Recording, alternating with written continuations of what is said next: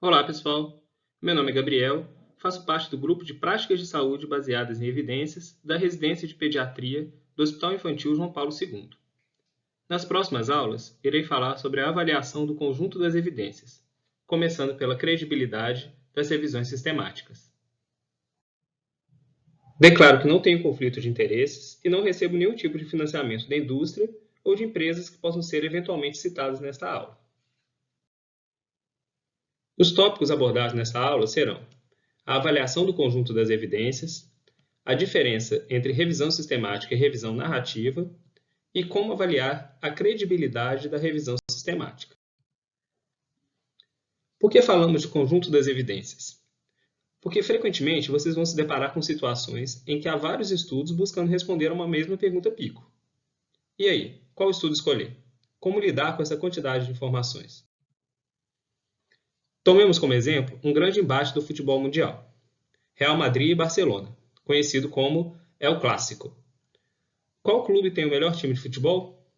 Os torcedores merengues não terão dúvidas que é o Real, enquanto os culés defendem ferrenhamente que é o Barcelona. Mas como não somos torcedores, queremos fazer uma avaliação objetiva de qual time é superior. Será que basta encontrar o estudo mais novo, ou seja, o último jogo disputado? Por este critério, o Real Madrid é o melhor time, pois ganhou o último jogo por 2-0. Ou devemos encontrar o estudo com o maior tamanho do efeito, ou seja, o jogo com a maior diferença de placar? Neste quesito, o Real Madrid também se mostrou superior com a maior goleada, por 11-1 em 1943. Será que o Barcelona só poderá ser considerado melhor se superar essa goleada que foi realizada há quase 80 anos? Não sabemos que particularidades aconteceram nestes jogos que possam ter influenciado os resultados. Real e Barça se enfrentaram dezenas de outras vezes e escolher apenas estes jogos pode introduzir viés na nossa análise. É preciso avaliar, então, a história do confronto, como um todo, ou seja, o conjunto das evidências para termos uma noção melhor de qual é o melhor time. Alguns torcedores irão argumentar que o melhor time é o que ganhou mais vezes os confrontos diretos. Quem ganhou mais vezes é o clássico, ou seja, quem tem mais estudos com um efeito favorável.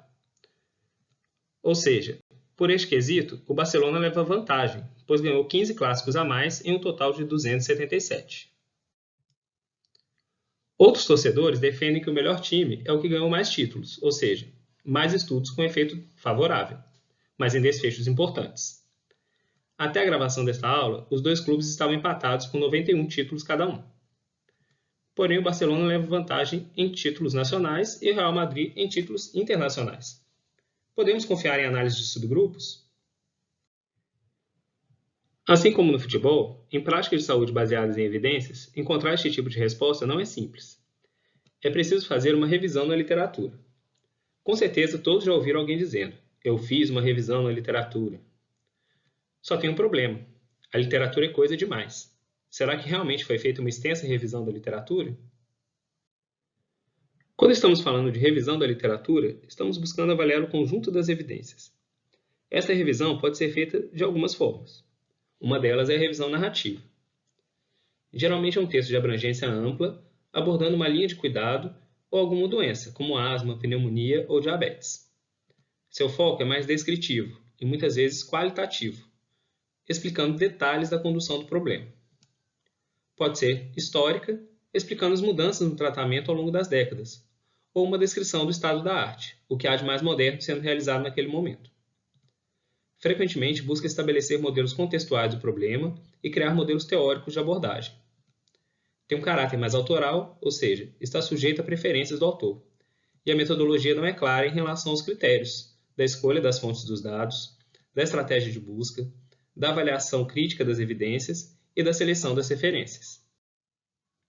Já uma revisão sistemática é focada em uma pergunta pico com uma ou poucas intervenções. É descritiva dos estudos originais, mas sempre que possível realiza uma avaliação quantitativa das evidências encontradas. Busca ser sintética com poucas conclusões, buscando trazer resultados prontos para a prática clínica.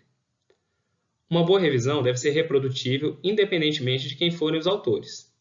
Por isso, precisa ter uma metodologia transparente, ficando claro quais foram as fontes de dados utilizadas, qual a estratégia de busca empregada, como foi realizada a avaliação dos estudos encontrados e quais foram os critérios de seleção das referências.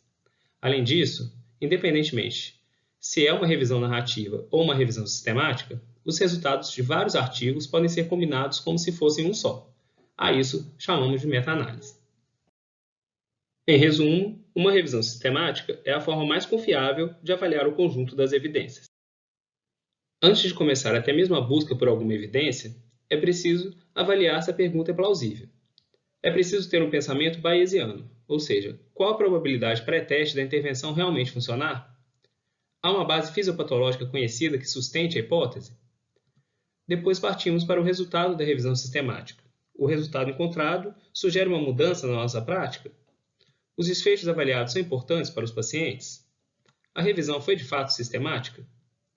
Há uma versão mais recente desta revisão, ou mais abrangente? Na base de dados epistemônicos, a partir de uma revisão sistemática, você pode criar uma matriz das evidências relacionando no eixo Y outras revisões sistemáticas com a mesma pergunta pico, e os estudos originais no eixo X. Com isto, podemos ver qual revisão pode ser a mais provável de nos trazer a melhor resposta à pergunta clínica. Uma vez escolhida qual revisão sistemática que eu vou avaliar, eu preciso perguntar se ela realmente foi sistemática. Para isso, eu preciso dar dois passos. O primeiro passo, avaliar a credibilidade da revisão sistemática. E o segundo, fazer a avaliação crítica dos resultados encontrados. Então, qual é o primeiro passo? A credibilidade da revisão sistemática. O que eu preciso avaliar? A pergunta pico do autor foi clara? É pouco provável que estudos importantes tenham sido perdidos, ou seja, que eles não tenham sido incluídos nessa revisão? A busca é reprodutível? Os critérios de seleção, inclusão e exclusão de artigos foram adequados? O risco de viés dos estudos incluídos foi verificado? A pergunta pico pode ser facilmente verificada no título ou na introdução da publicação. Aqui verificamos se a pergunta é focada, clara e é similar à que estou fazendo para ajudar o meu paciente. É pouco provável que estudos importantes tenham sido perdidos?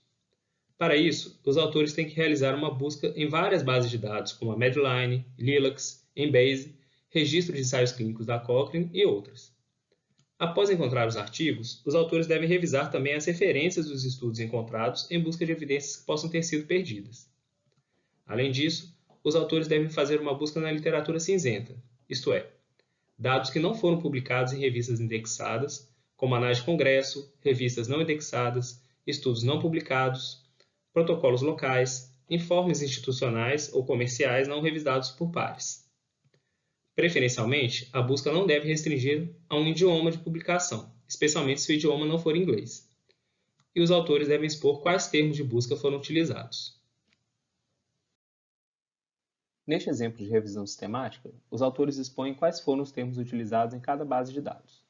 Uma boa estratégia de busca deve ser tão abrangente quanto a pergunta pico, utilizando sinônimos, grafias diferentes e operadores booleanos adequados. Ainda no mesmo exemplo, os autores utilizaram uma busca tão ampla que o relatório dos termos utilizados ocuparam 6 páginas. A busca é reprodutível?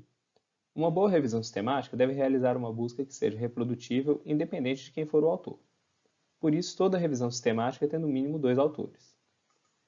Estes autores devem realizar a busca de forma independente um do outro, e ao final devem encontrar os mesmos artigos.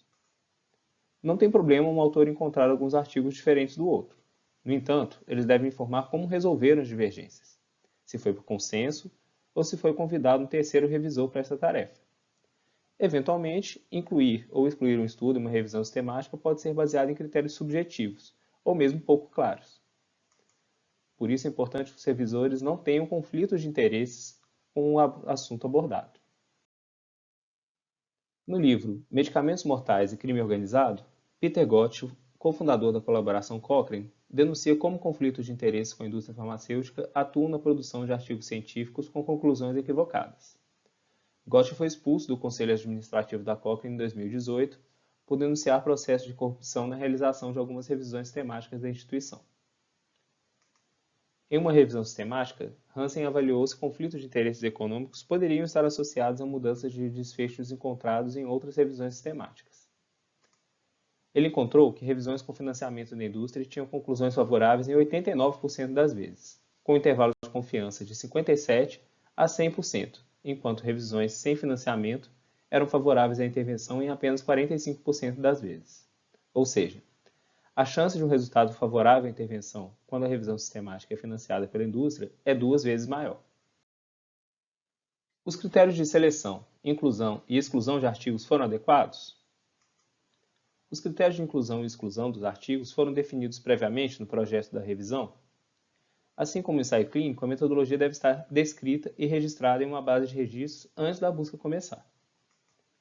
Para manter uma qualidade metodológica mínima, os autores podem restringir a revisão sistemática a um tipo de desenho de estudo desde que seja adequado à pergunta pico.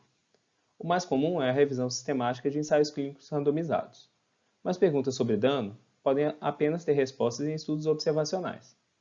Doenças muito raras podem requerer uma revisão sistemática de relatos e séries de casos, por ser inviável um estudo de coorte. O resultado da seleção dos artigos deve estar resumida no diagrama de Prisma.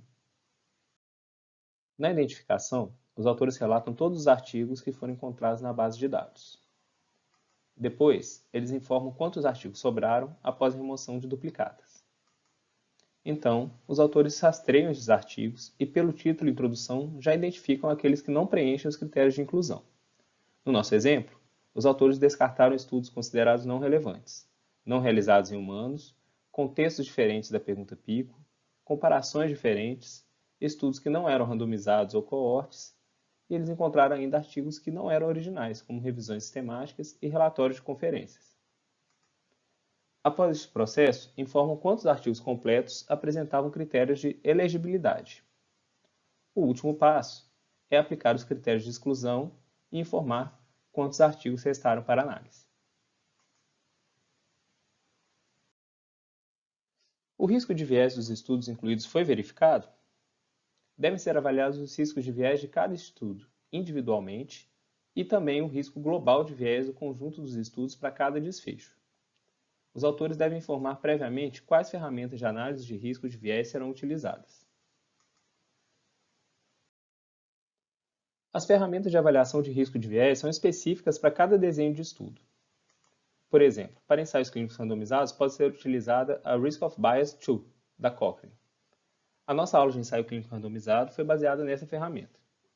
No entanto, ela foi publicada no fim de 2019 e a grande maioria das revisões que vocês encontrarão ainda será utilizada a primeira versão da ROB.